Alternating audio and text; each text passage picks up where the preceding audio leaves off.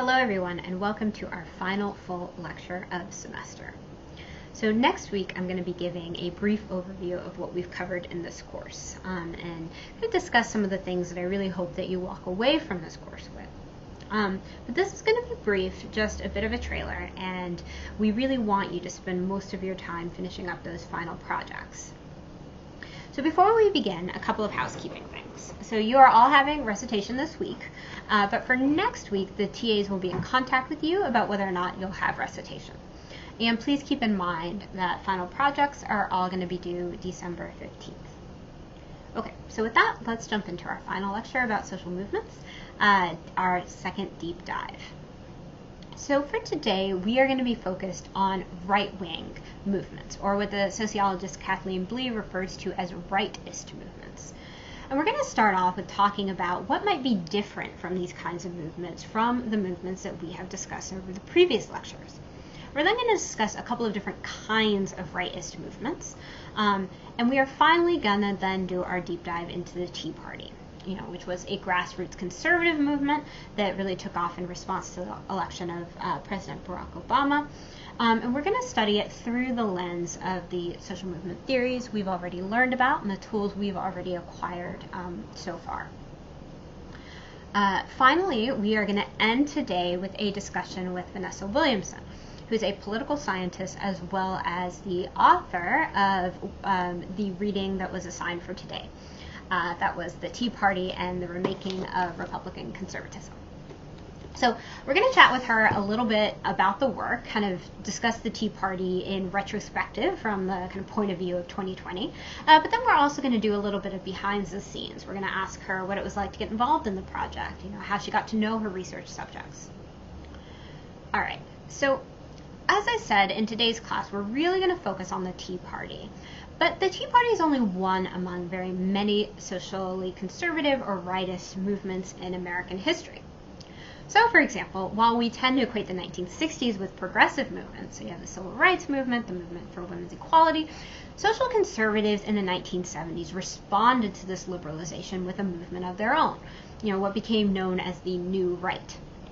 So many of the movement activists who were members of the New Right were conservative Christians who were responding to the liberalization of the 1960s.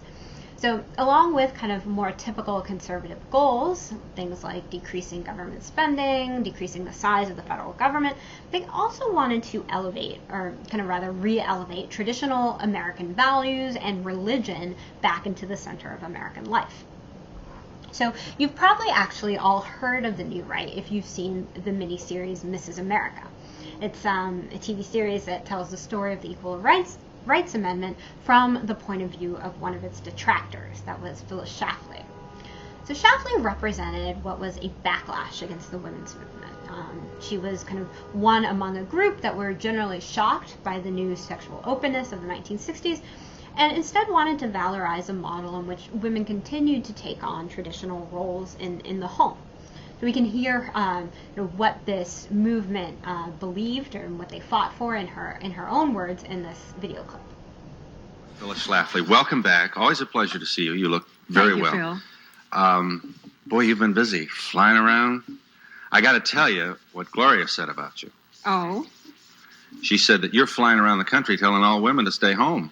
No, that's not true. And you are a mother of 6. I want to make that point. I certainly am, and I think I represent what women have today, which is true freedom of choice.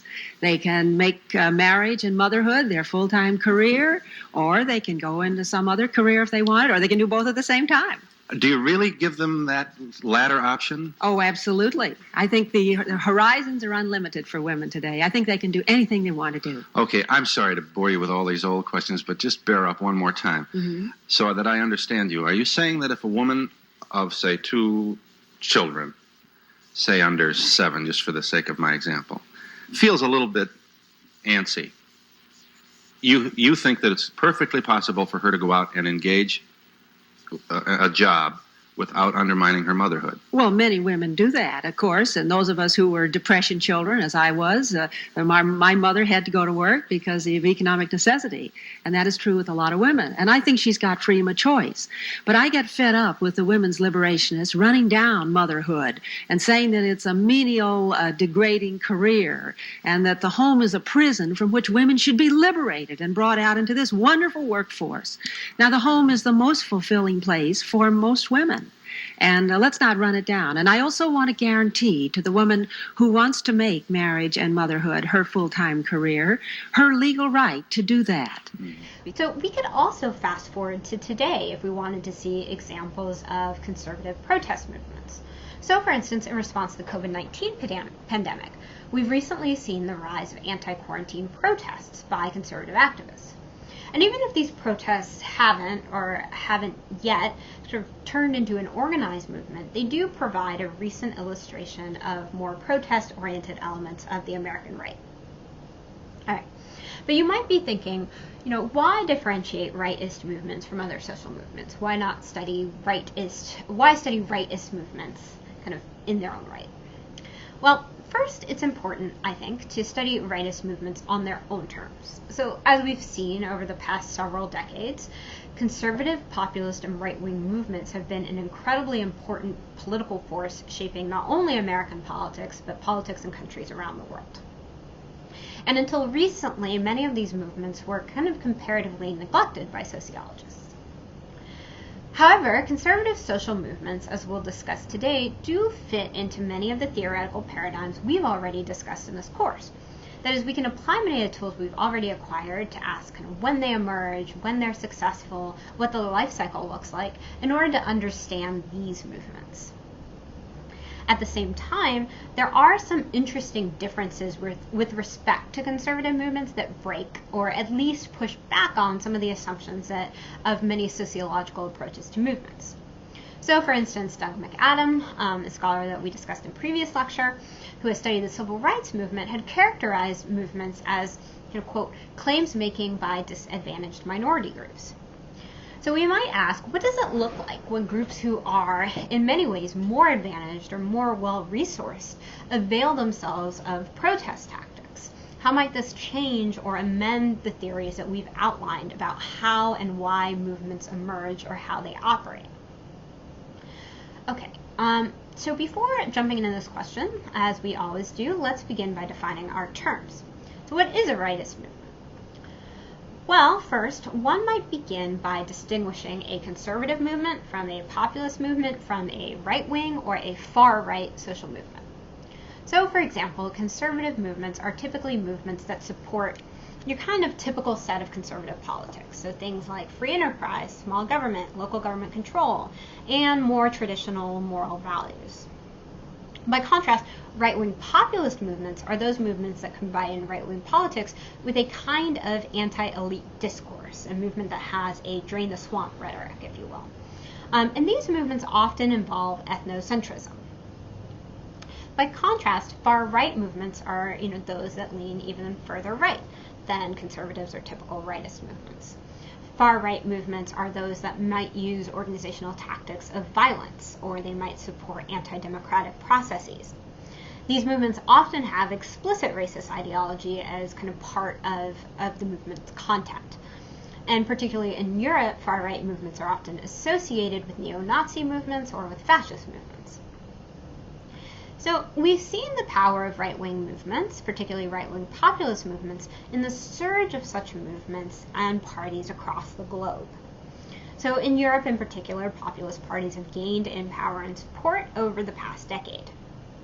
So this graphic here shows in orange countries in which a right-wing populist party has become either the ruling party or has become a member of a governing coalition.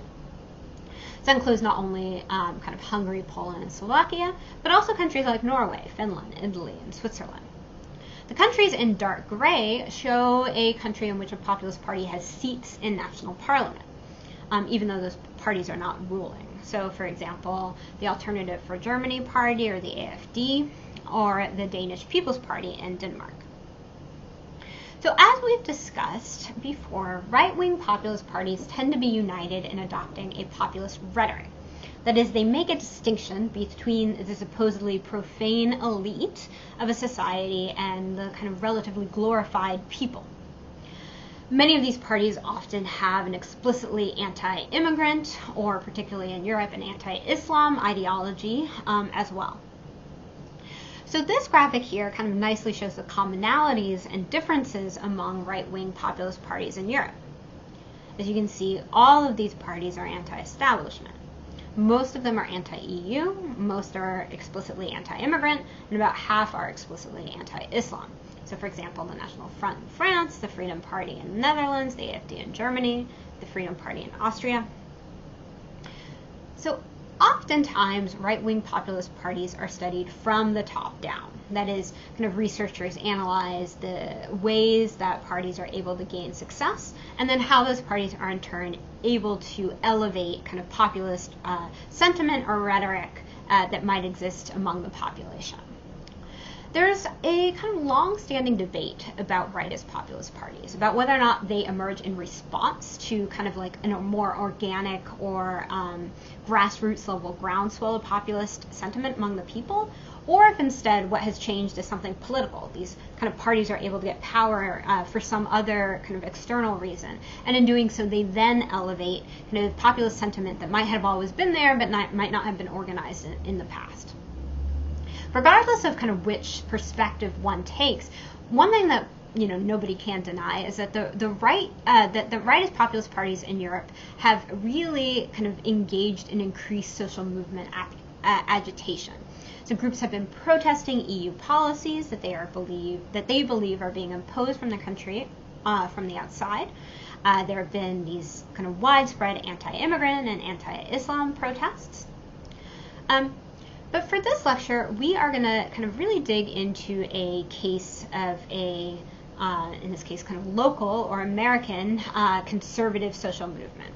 And that was the Tea Party, which arose in 2009 and has since largely declined. So studying the Tea Party is going to allow us to ask some of those key questions that we discussed in the first lecture. So how did this emerge? Why did it emerge in a given moment? How did its growth depend on networks? What role did media play, or social media play? And because this is a movement that has largely declined, we can also kind of look back and ask, was the movement successful? How do we measure and understand its successes?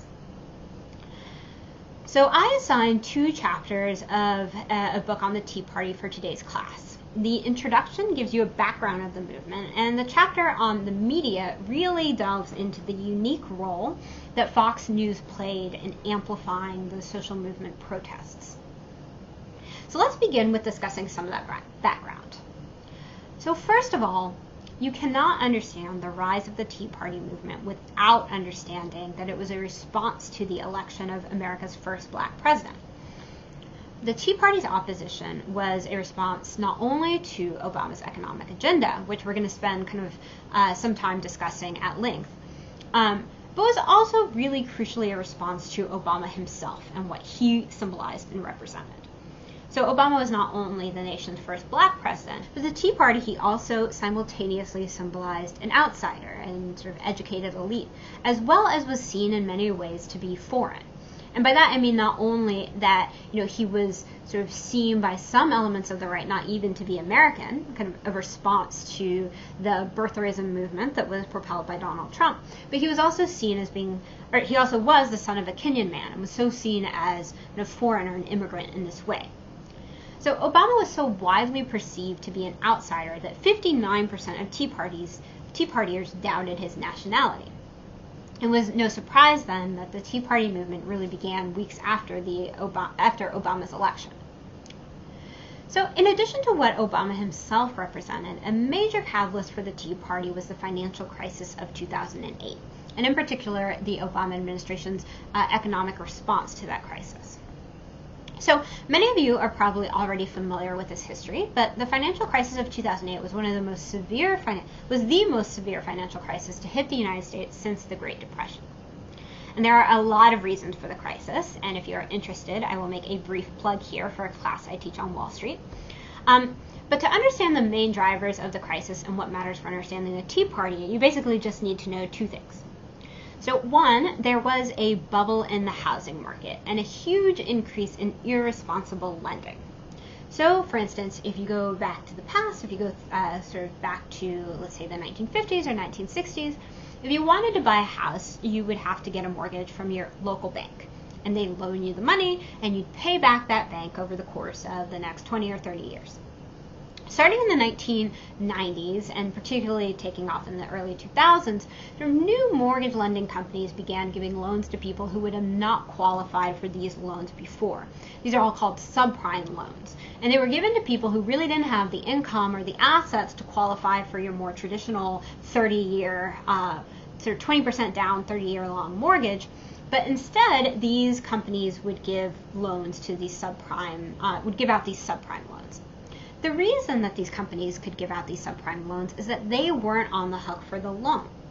Instead of holding on to the loan for the next 20 years, the way kind of local banks did in the 1950s or 1960s, these new set of companies, these kind of mortgage originators, instead sold the loan to big investment banks.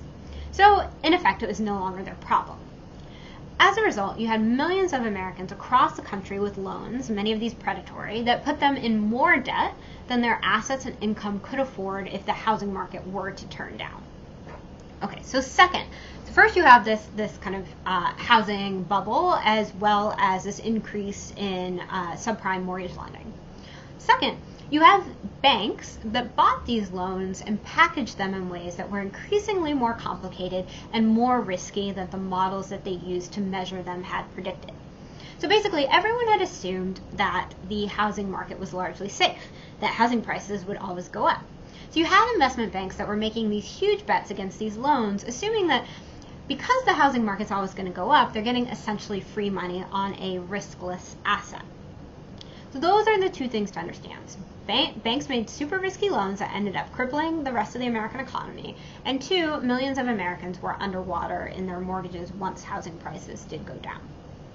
So in response to the greatest financial crisis since the Great Depression, the American government put in historic amounts of money to rescue the economy. The big banks themselves were about to go bankrupt, so the U.S. government bailed them out. Had they not bailed them out, like they failed to do with one bank, Lehman Brothers, the effect on the rest of the economy that depended upon these banks would have been even more devastating. So the bank bailouts themselves were unpopular, and they became more unpopular over time.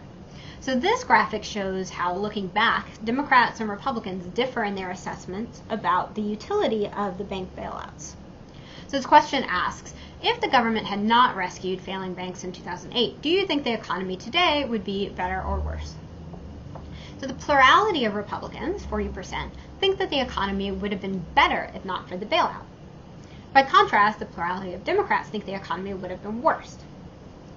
But it wasn't just the banks that were bailed out. The government needed to pump money into the rest of the economy, as well as bail out the homeowners who were now underwater. So this graph from the Chicago Fed shows the number of foreclosures during the Great Recession. So you can see this really take off in 2008, 2009, with the, 2008 with the start of the crisis, and continue in 2009, 2010. So the area in red here shows foreclosures that were the result of subprime loans.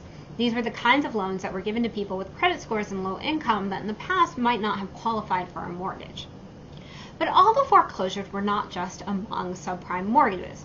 In blue, we also see sort of prime mortgages more like your typical 20% down, 30-year long mortgages, also going into foreclosure. So in response to this massive wave of foreclosures, the government passed the Homeowners Affordability and Stability Plan, which was a $75 billion program to help out 9 million households avoid foreclosure. And the money didn't end there. The government also needed to pump money into the real economy. So the stimulus package passed by the federal government was at the time the largest stimulus in American history, almost $1 trillion. The basic thought behind it was that the government needed to pump money into the economy through any means necessary.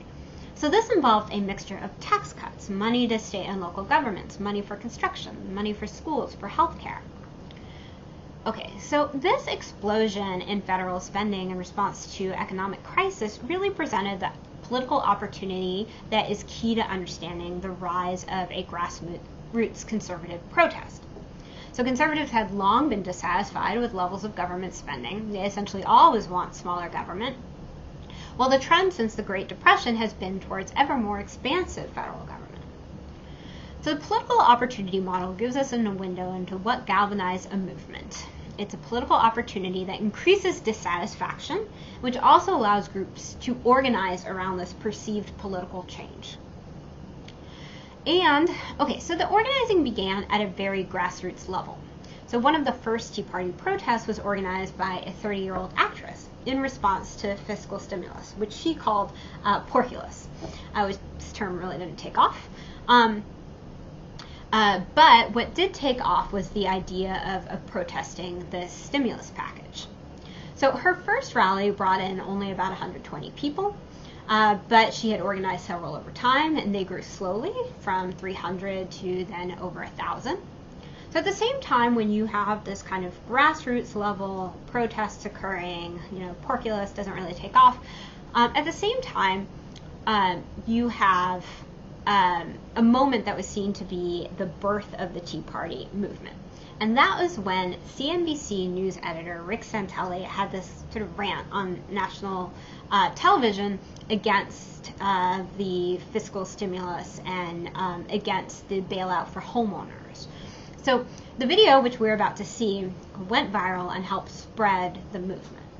This president and new administration, why don't you put up a website to have people vote on the internet as a referendum to see if we really want to subsidize the losers' mortgages, or would we like to at least buy cars and buy houses in foreclosure and give them to people that might have a chance to actually prosper down the road and reward people that could carry the water instead of drink the water. This is America. How many of you people want to pay for your neighbor's mortgage that has an extra bathroom and can't pay their bills? Raise their hand.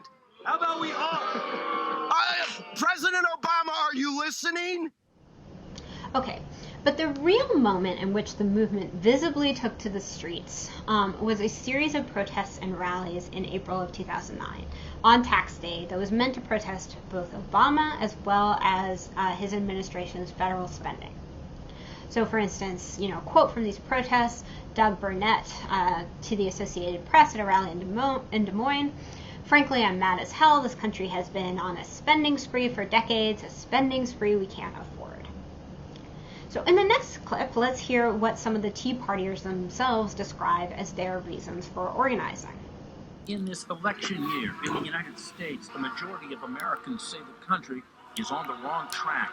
And no segment of the electorate is more frustrated with the U.S. government and President Barack Obama than the folks driving the Tea Party movement. George Washington University professor Chris Arterton says the Tea Party movement is actually thousands of local groups spread all over the United States. They take pride in not having a national leader and not allowing national leadership to take over their movement and direct it. In small Tea Party meetings in restaurants, or large gatherings of Tea Party delegates dancing the night away before the next day's Tea Party convention, to massive Tea Party rallies in cities across the country, certain core beliefs emerge. Large government, too many taxes. The Constitution was being trampled on. The country's basically going deeper into debt. We need to restore a sense of faith. Bring the country back to its founding principles. For Tea Party members, the prime example of big government and legislative excess is the Obama health care plan, now law, or as Tea Party followers call it, Obamacare. Obamacare has a mandate. All Americans will eventually have to get health insurance. This mandate, say Tea Partiers, is, well, un-American. It's when you mandate something that you have no business mandating. It's socialism. Because you enjoy citizenship, have to buy something. It's simply unconstitutional. Socialism is not freedom. I don't think it is socialized medicine. It's a far cry from that, but of course it is more government involvement. When Obama took office, most Americans were really more concerned about their jobs and their mortgages in the midst of a global recession. U.S. unemployment rate is hovering close to 10%. Obama's decisions in response to this economic misery, says Chris Arterton, planted the seeds of discontent among many Americans, including most Tea Party members. Bailing out Wall Street and the banks and the automobile companies. And a lot of people are saying this isn't helping me. I'm the one who's unemployed. I'm the one who's about to lose my house. But it was George W. Bush's administration that initiated many of the economic rescue policies continued by President Obama. But Bush is a Christian conservative, and so are many Tea Party supporters. And many of them are suspicious of Obama. He was born Muslim, he was raised Muslim. He was born in Kenya. I've never seen any evidence of his Christianity. I think there's a great possibility that he's a Muslim. If you have a Muslim father, then the offspring are Muslims. Barack Obama was really raised by his mother and by his grandmother rather than by his father. But there are many Americans, including many in the Tea Party, who think Obama was not even born in the United States. Surveys show a majority of Tea Party members get their news and information from the Fox News television network. Fox News personality Glenn Beck is a Tea Party favorite. At a rally in Washington, D.C. earlier this year, Beck played to the huge crowd with talk that some say sounded like a sermon. See what the Lord is putting in front of you now. I think he does a lot of good in the country. He's trying to restore the faith aspect. Church and state were supposed to be together. They were founded on prayer. For too long, this country has wandered in darkness. I think Glenn Beck's an amazing American. I love Glenn Beck, the phenomenal research that he provides. He's a man who's got a lot of truth. I'm a fan. Also fans, several prominent conservative Republicans tweeted quite eager to prove they share the same values and concerns that animate the Tea Party when they showed up at the Virginia Tea Party convention in Richmond a couple of weeks ago. The government we have in Washington, D.C. is too big. To succeed in America, it's not about collecting a government check, but it's about earning. Our representative democracy is the best idea of mankind. Chris Arterton says Tea Party conservatives worry that Americans are becoming more secular and losing a strong sense of patriotism. And for this, Arterton says, they mostly blame President Obama. Barack Obama symbolizes the changes that are happening in this country as we do, in fact, become more diverse. So is the Tea Party movement here to stay? Who knows? But for now, they're fired up and ready to go. Why? Now you know.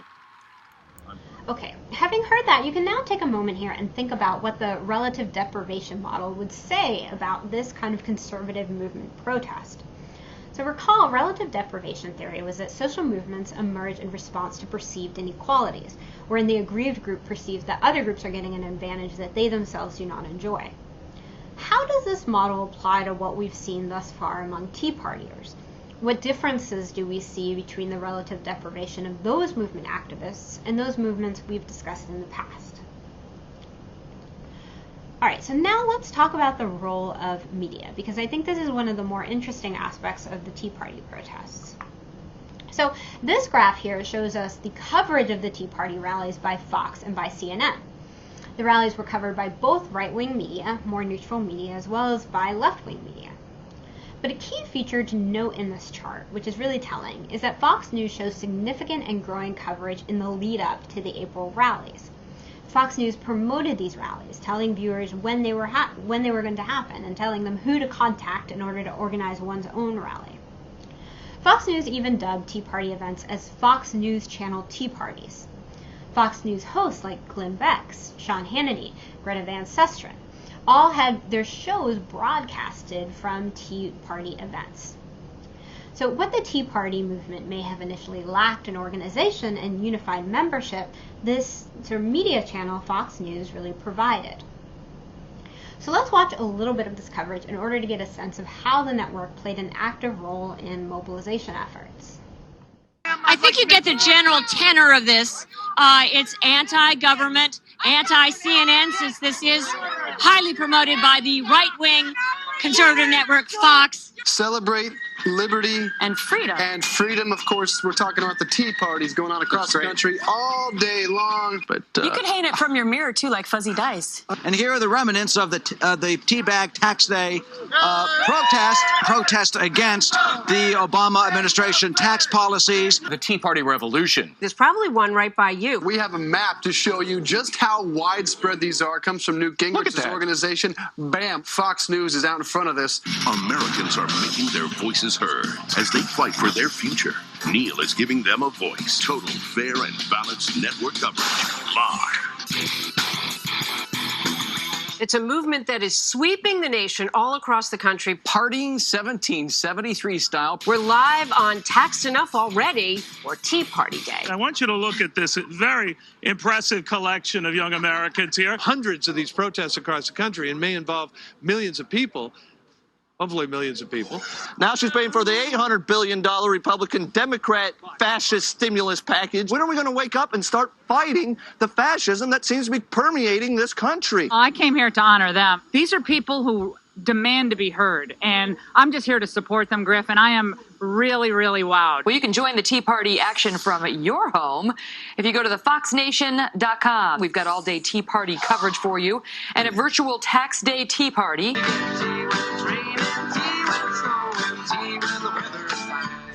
All right, so one of the key questions that we covered in Monday's lecture was how a movement affects change. How do we know if it's successful? The Tea Party ended up being effective in changing the composition of the GOP. And how did it do this? It did this by organizing in order to get a new slate of GOP candidates elected into office. So it essentially allowed a set of GOP candidates to identify themselves as being members of the Tea Party, to say that they were going to take on the regular establishment that had allowed for this kind of level of government spending, and to use the grassroots organizational capacity of the Tea Party in order to get elected. The Tea Party, in essence, supplied a shared symbolism. So in addition to organization, that allowed candidates to take on the label of a Tea Partier and gain the backing of a movement. So one of the Tea Party candidates who unseated a kind of more traditional Republican and was voted into office with the support of the Tea Party in these 2010 elections was Senator Marco Rubio. So we can see here a younger Marco Rubio describe his association with the Tea Party as an identity and as a label in this video. Again, and welcome to Face the Nation. We're going straight to Miami, and Marco Rubio, the Republican nominee for Senate in Florida. Mr. Rubio, thanks for coming. Most people who follow politics know you took on Florida's popular incumbent Republican Governor Charlie Crist in the primary for the Republican Senate nomination. Before it was over, he had left the party as you went up in the polls. He's now running as an independent. Let me just ask you first. Do you think of yourself as a Tea Party candidate? Well, first, good morning, and thank you for having me on your program. I don't think anybody can make that claim about themselves, because to do that, you have a fundamental misunderstanding of what the Tea Party movement is. I think the biggest mistake being made by those that follow politics is they're trying to understand what's happening across our country through a traditional political lens, how you would view the Republican Party or the Democrat Party. The Tea Party movement is an expression of what I think is a mainstream, widespread sentiment in America that Washington is broken, that both parties are to blame, and that people want to elect folks that are going to go to Washington, D.C., number one, and do what they say they're going to do, primarily stand up to the agenda that's coming from there, and offer some clear alternatives that embrace the things that make America exceptional. So, for example, Americans believe in the free enterprise system. They understand it makes us the most prosperous people in human history, and they don't want to walk away from it. And All so right. I think the widespread sentiment is that we don't want to change America. We want to fix the things that are wrong in America, and the Tea Party movement is an expression of that sentiment. All right. Well, what is it? Because you have said over and over you're coming here to challenge Republicans and Democrats. What, in your view, have the Republicans done wrong? Well, remember, the Republicans had a majority in Washington for the better part of 10 to 12 years, and they didn't fulfill some of the promises they had made in '94 when they were elected. Things like a balanced budget amendment, things like banning earmarks, things like term limits. These are fundamental things, among others, that people are looking for from Washington. If you say you're going to do that and you get elected, then do it. There's got to be some level of accountability. And unfortunately, politics today are full of people that think they can say or do anything, because once they get elected, they think they'll raise so much money they can make you forget. So in 2010, Rubio, along with other Tea Partiers, were voted into office. This graphic here from the New York Times shows the races in which there was a Tea Party candidate on the ballot and then how they did. So as you can see, the Tea Party managed to elect 5 Tea Party members to the Senate and 39 into the House. Okay, so we might ask now, do we consider this to be a successful movement? So on the one hand, it's sort of hard to know. Over time, the Tea Party has basically declined, though there are still some organizations with the name around. So as you can see in this Gallup poll, the percentage of people who say that they support the Tea Party has declined from a high water mark of about 30% to about half that in 2016, about 17%. And the number of people who are more indifferent to the movement, which is kind of a sign of its relative lack of power, has increased. But beyond election results and popular support, the real impact of the Tea Party on Republican fortunes could be seen on the impact that the movement had on how Republicans acted once they regained control of Congress in 2010. So something to take away from is that the moment that newly elected Republican House members took office in 2011, you could see signs that they were receiving pressures from Tea Party activists who were going to essentially force the party to become more radical than many of those in leadership would have preferred in the past. So as a result, Republicans engaged in these kind of countless, largely fruitless attempts to repeal, for instance, the Affordable Care Act. They engaged in showdowns with Democrats in the White House over budget issues. Sort of famously in 2013, it was kind of Tea Party pressure, which led to a 2013 shutdown crisis, in which the federal government was shut down for 6 days. This was a thing which largely ended up backfiring against the GOP, which caused kind of support for the GOP to decline. It was kind of a tactic that was really pushed from Freedom Party members of Congress. Okay, in addition to pushing the Republican Party more rightward, we can also evaluate the Tea Party's success based on kind of the goals that were stated by movement activists kind of earlier in the movement. So the overwhelming goal of the Tea Party had been to reduce the role of federal government. So how did they do on that metric? Well, while the budget deficit declined over Obama, it has since increased under Trump. Tea Party activists themselves oftentimes describe their movement as, in a way, undermined by its own success. Some say that bringing Republicans into power in Washington actually undercut their cause, because once those Republicans gain access to Congress, or once, for instance, Republicans won the White House in 2016, they did what Tea Partiers kind of assume that elite politicians always do. That is, they kind of have access to the checkbook of the United States, and they spend, and most voters are actually quite fine with that. So this discussion makes clear how difficult it is to ascertain the success of the movement. The Tea Party has unquestionably changed both the composition of the GOP, as well as kind of how far right the GOP is. They were successful in getting a huge slate of candidates elected. However, one might question the degree to which they were co-opted by the Republican Party establishment, what has since happened to those grassroots Tea Party movement. So in what follows, we are going to chat with the author of the book on the Tea Party and discuss some of these questions that I've already raised, as well as discuss with her what it was like going about doing this research.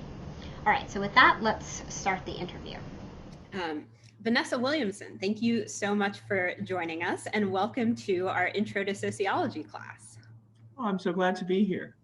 So we have been reading some of your book along with Theda Skocpol on the Tea Party. And so we just wanted to ask a couple of questions about how you did the research, and then also how you think about the Tea Party now looking back. So why don't we just jump right in? So can you tell us a little bit about what doing this research project was like? Like, how did you first gain access to Tea Party organizations? How did they receive you as kind of an outside researcher?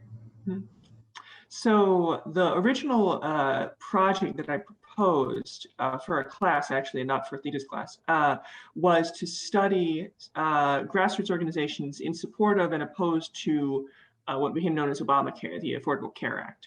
And I was in Massachusetts at the time, and it was a really eye-opening experience for me, because it was very easy to find grassroots opposition to Obamacare, because it was the Tea Party, and very hard to find grassroots support. There were things being done by the official, the Democratic Party, by the official party organs to try and drum up support, but it wasn't grassroots, and you could just tell that there wasn't real sort of fervor there.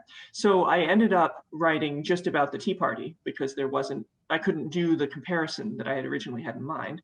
But they were an interesting group, and they confounded some of my beliefs at the time, which was I did not think that they were a particularly grassroots mobilized group, but they really were.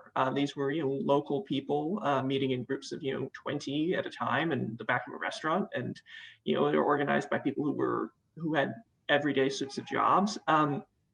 And so, because I had been surprised by what I had learned, I thought there was more to do there. And I was chatting with Theda, who was my advisor, and we just both realized it was a project we were interested in. So that was how it all began. You also asked me about whether how these groups kind of took you as an outside researcher, right? Them. Did you sort of tell them that that's what you were doing? Oh, absolutely, yeah. I was not in any way undercover. Which I wouldn't have wanted to do anyway, because that would have required. I'd have to really think through the ethics of it, if that would be acceptable to do. But there would be no way to do that, because people who were part of the Tea Party were young or were old, and I was, at the time, I wasn't that young. I was probably 29 or 30, I think. But I was visibly decades younger than anyone who was an active participant in these groups. So I didn't fit in anyway. So people always sort of came up to me and asked what I was doing there, and so I didn't even have to go to the trouble of seeking out although the leaders of groups always knew I was coming, basically.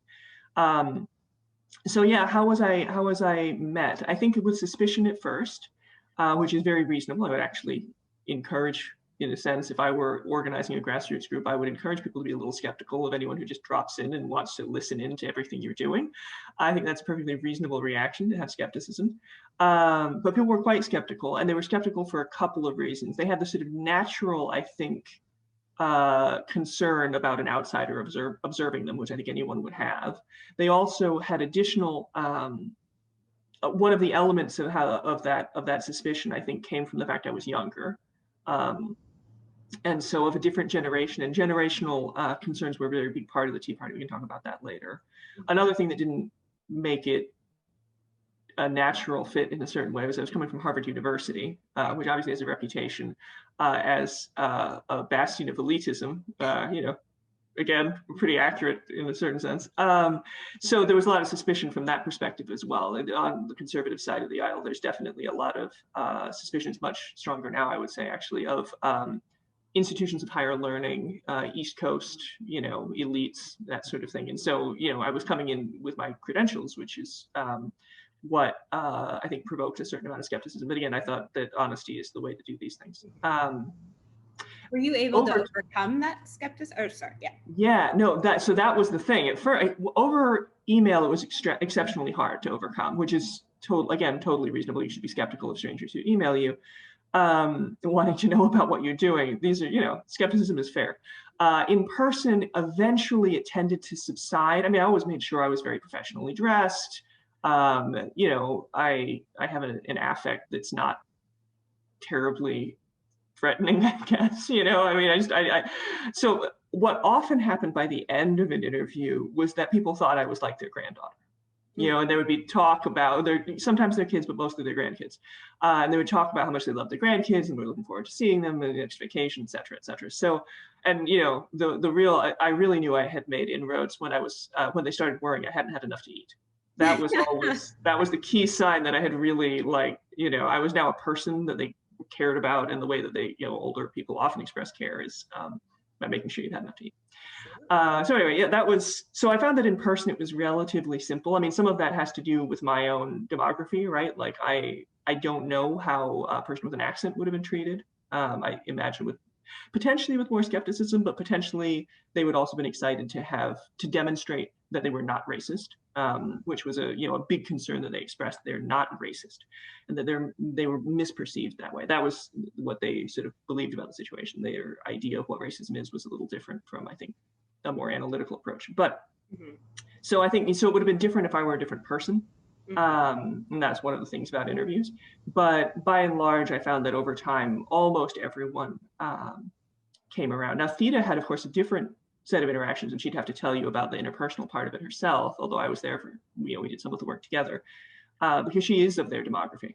And so people wouldn't know when she walked into the room that this was an exceptional person to be here and what were they doing, and so I think, I think that every person doing direct observation, participant observation in some fields or interview work has to sort of confront the fact that they aren't invisible, that the experience of interviewing is not neutral. But the reality is that the experience of surveys isn't neutral either. But this just reminds you to take into account how you're coming to the situation. So can you tell us a little bit about what it was like for you doing research on this community, either through interviews or through participant observation, that has opinions that I assume sort of differed from yours? Yeah. Yeah, so it was one of the things that's true about doing research on people who are alive, as opposed to historical research, is that you have a lot of power in a certain sense. And the power you have is that you have the last word. Because at the end of the day, I was the one who was writing a book.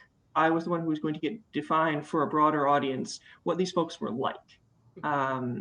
And I took that power really seriously and tried to be really thoughtful about the extent to which I could, in their own lives probably wouldn't matter very much because they could easily dismiss the book as written by liberal Harvard elites, for example. But nonetheless, I think that you do, especially if you're I was working with a population of people who were socioeconomically not that different from my family, right? But particularly if you're working with folks who don't have the same kinds of power as you, even putting aside the fact that you're the one getting to write a book and they're not. I think you have to be really thoughtful about that relationship and about that,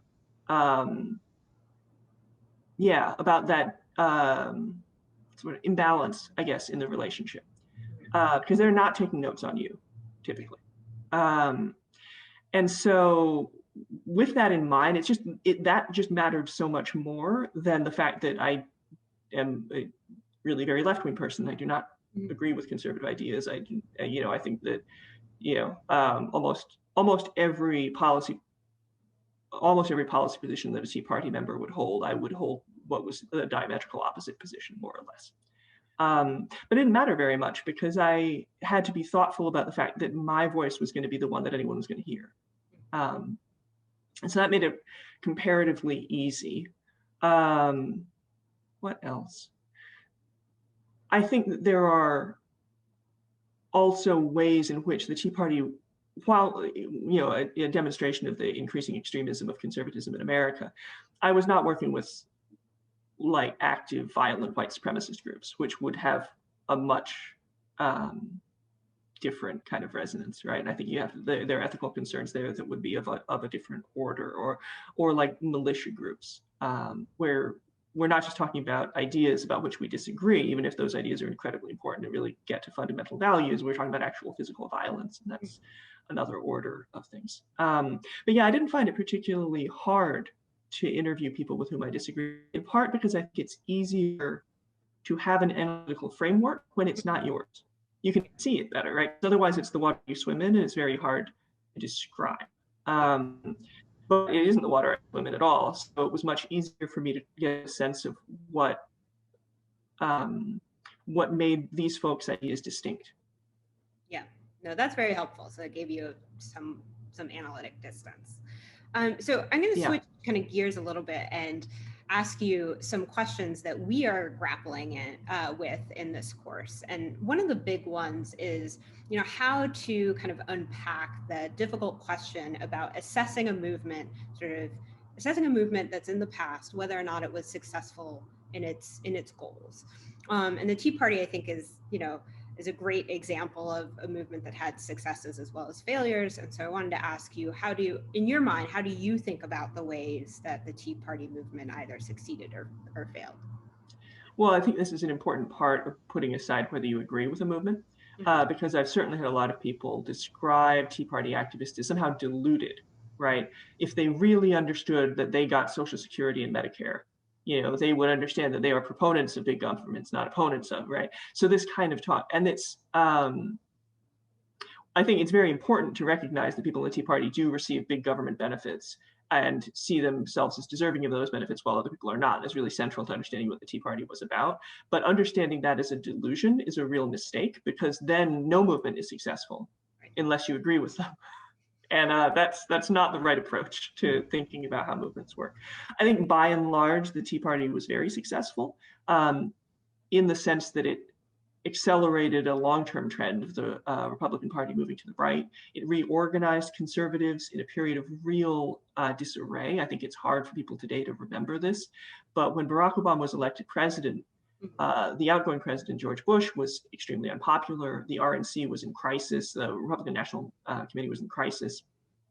And it wasn't obvious how to oppose a extremely popular president coming in with what looked like very sizable majorities to get genuinely, relatively progressive series of policies through, including healthcare reform, but also originally they were talking about climate change and other issues, right? So it felt like a moment of real despair for conservatives, and they turned it around very, very fast. And the Tea Party was central to that, particularly the readoption of sort of a different rhetoric, right? So not Republicans, but the Tea Party, and also readopting Americana, and it's certainly not for the first time that symbols of Americana have been used to organize anti-immigrant sentiment or fear of changing demography in the country, which I think is the real motivators that we saw with the Tea Party. What they saw was the election of Barack Obama as evidence that the country had changed, which supporters of Barack Obama also thought, but they just didn't like, the Tea Party didn't like it very much. So I think that's that they were very successful in a moment that looked like a moment of real defeat, turning it around extremely quickly. Where I think the movement was less successful, you have to think about the different parts of the movement, right? It's not a unified whole. And in our book, we talk about the various parts. This is sort of the elite aspect of the Tea Party, the conservative media, and then the sort of grassroots groups that I was talking about before. By and large, the grassroots groups were sort of pushed out once the 2010 elections had happened, and there was sort of a reconsolidation of the conservative elite. The conservative media, of course, were extremely successful, both in promoting the Tea Party as something that mainstream Americans were doing, as opposed to a conservative movement, and in sort of harnessing that for tremendous gain in terms of like viewership. So, and then of course, the Republicans retake control of in Congress, and so that is a success as well. Can I just ask you, because you brought up the conservative media and the role that they played, and that's one of the big questions that we're grappling with in this course, is the role that media plays for social movement. So can you talk a little bit more about the role that Fox News played in the Tea Party movement? Yeah, so as soon as Barack Obama was elected, there was scattered conservative opposition, no surprise. They were organizing themselves under a series of banners that were not terribly compelling. One was the populist, which combines the word stimulus, which was the big economic package that was going through to address the housing crisis and other economic downturn. So populist, various not terribly compelling slogans. And it was a bit of a mixed bag in terms of people participating. Some were young libertarians, some were older conservatives. But what you see is after a commentator on CNBC gives this speech off the cuff. Yeah, we actually are going to show that clip in the oh, good, Rick Santelli. Yeah, the people who carry the water. I remember him well. After that rant happens, conservative radio hosts originally start organizing local Tea Parties, because he says that there are going to be Tea Parties in this country. And they organize those Tea Parties, and people show up because the conservative media infrastructure in this country is very powerful. It really has a lot of reach. It has strong connections to its listeners in a way that liberal media basically does not, or at least there's not as explicitly ideological media on the left that tries to serve sort of a social movement function. But the conservative radio really did. They held these local protests, and then Fox News got involved. And what Fox News did was severalfold. One, they created a kind of coherent critique, which hadn't completely existed before, that emphasized this idea that some people work hard and deserve to be rewarded, and other people are lazy, people who see themselves as victims and think the government should do things for them. It's very classic, extremely racially loaded, full of dog whistles language. So they bring that language together with this sort of like Americana rah-rah. Originally people were wandering around with hats with tea bags on them, but they moved towards more like American flags and sort of more eye-catching costumes and that sort of thing. And so Fox News really helped create that coherent symbolism and helped reshape what was basically a racial resentment argument as something that sounded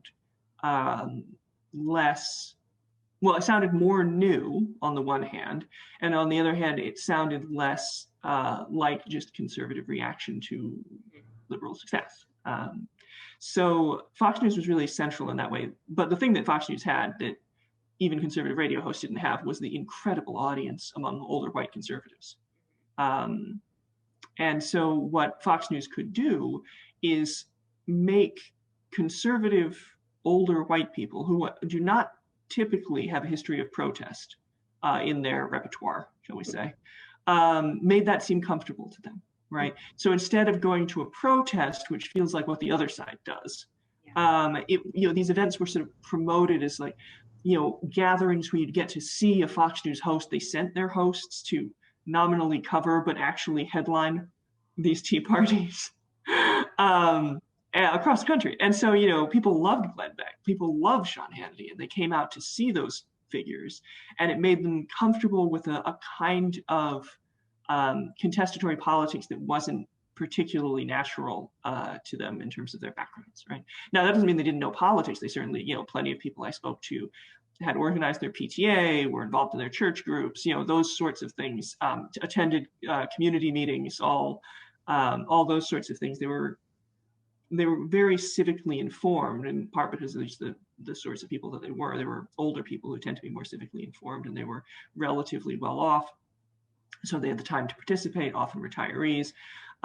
But while they had a sort of background in politics that was pretty standard for that demography, they were not typically people who had engaged in, shouting matches in a protest. That wasn't their style. So I think Fox News played an important role in making people comfortable with that version of politics. So the book came out, so we're reading this book together as a class, and the book came out in 2012. Mm-hmm. So in the 8 years since, has your perspective on the Tea Party and what you've written changed at all? Not very much. Not very much. I think it gave me some insight into the early popularity of Donald Trump before, he was sort of seen as a joke on his entry into the Republican, contest for the presidential nomination in 2016. He was sort of seen as a joke by a lot of observers, and I recognized that his appeal was real among conservatives, especially among conservative activists, both because he had a record of engaging very directly in like past dog whistle into sort of direct racial resentment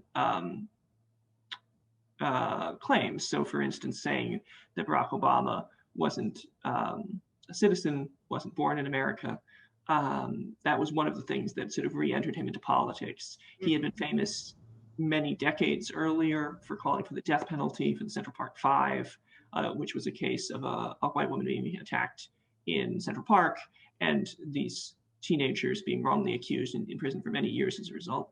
But it was very much in that sort of racial panic of the 80s and crime. And so he had a background in harnessing exactly the kind of politics that the Tea Party harnessed. And he also had an enormous media platform that very, very few people could compete with. I mean, he was a reality host star. His name recognition is extraordinarily high. And also an appeal to that idea of, I'm the great businessman. Mm-hmm.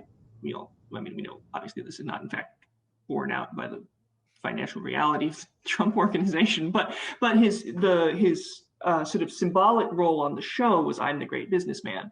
And in particular, that I'm the great businessman who can fire you, inadequate, not very good worker, right? And so that again plays exactly into that idea that some people don't work hard enough and those that do deserve the success they receive. And that those who are successful must have worked hard, right? So he was very well positioned. In fact, he was mentioned in one of my interviews as a potential person they would like to see run for president, which I have no idea if that's in the book or not, because it didn't seem that relevant I guess that was probably an interview in 2011. It was like, oh, what a good example of this sort of politics, but you didn't know what was coming next. But yeah, I think by and large, I think that having done the book made me very aware of the ways in which someone like Donald Trump could motivate the base in a way that Mitt Romney could not, simply because he wasn't willing to say the kinds of things that Donald Trump said. And he wasn't as tapped into conservative media and the kind of ideas that float through conservative media. So I think that was one thing about the book that I found that came back to me in later years. Otherwise, I think we end the book talking about what the Tea Party meant for democracy. Mm-hmm. And, there's a real sort of dichotomy there, because on the one hand, these were, relatively, upper middle class white people, but relatively average people who hadn't been terribly involved in politics before as a rule, sort of civically engaged, but not political activists or professionals.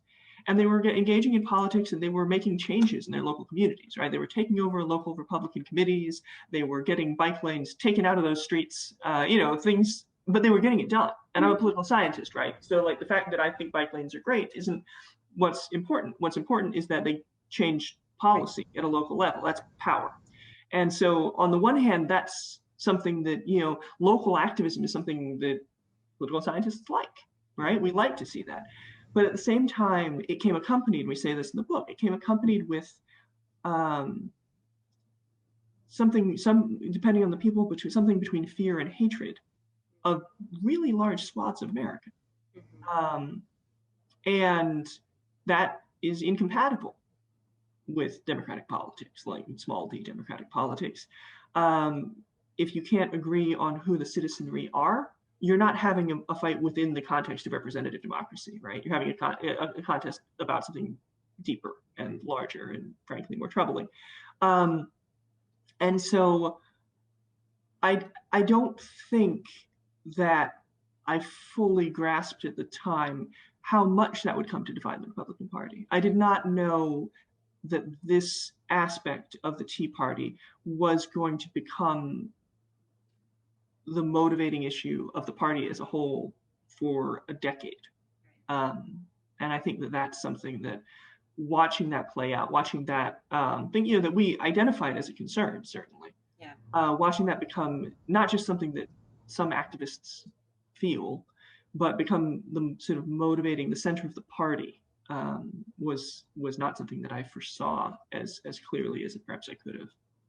No, but that chapter on reflecting on the sort of consequences for democracy is really powerful, and I'm going to include that as a recommended reading. So that will be on the website. Vanessa Williamson, thank you so much for joining us and for talking to our class today. This has been incredibly insightful, and your book really stands the test of time as something that has taught us about the conservative movement. Well, thank you. I really appreciate it, and I'd like the chance to get to sort of reflect on some work that I did quite a while ago now. So I really appreciate chatting with you about it. Thank you. Thanks. And that concludes our final lecture on social movements. So I will see you all again next week as we take a step back and review sort of what we've covered over the course of this semester. I wish you all an excellent weekend and good luck working on your final projects.